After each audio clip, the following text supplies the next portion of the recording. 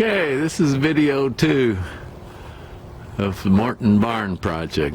Barn's been here, probably 25 years, but not finished inside. So Teresa and I have been doing that this COVID season. A little bit of recap from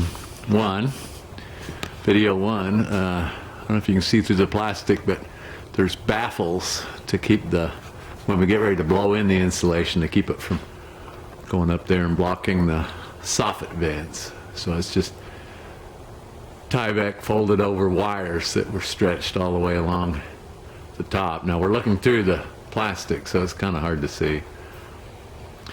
Then we got insulation from Morton. Did I say Marvin? I meant Morton.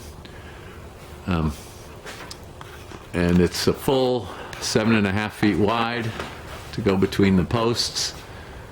And they had these, what they call snap strips, just kind of a metal piece that you nail onto the 2x4, and then you hoist it up, and it just snugly fits between the joists. Then the plastic, and then the nailers, the rest of the nailers, and so we got all of that done. You can see the end wall.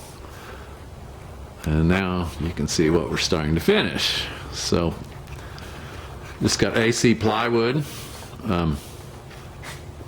which is quite pricey these days, but I just couldn't bring myself to OSB.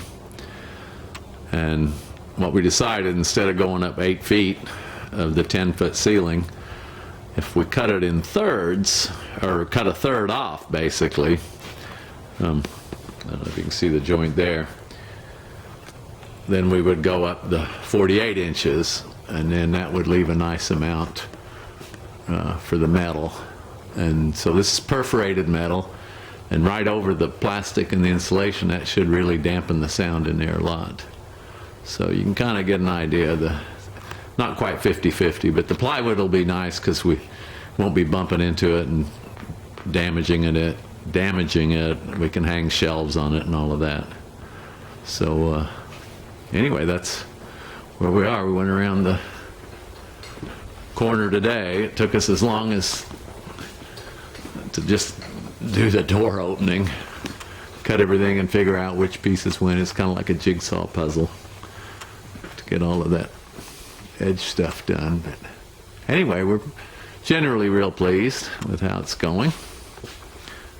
And we ran out of the Danish oil. That's the only finish we're putting on the plywood. That's what's giving it kind of this orange tone, and it soaks in. It's a finish that soaks in and then dries out.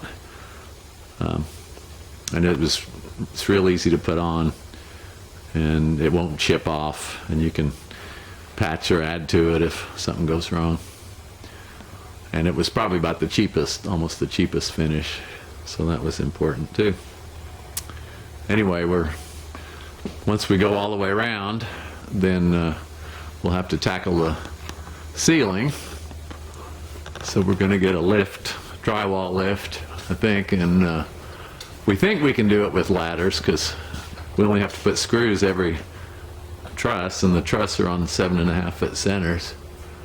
So it shouldn't be too bad. If we clamp the 3 foot wide nominally strips of metal, it'll be over 15 feet long, just over 15 feet long, so it'll be on 3 of the joists.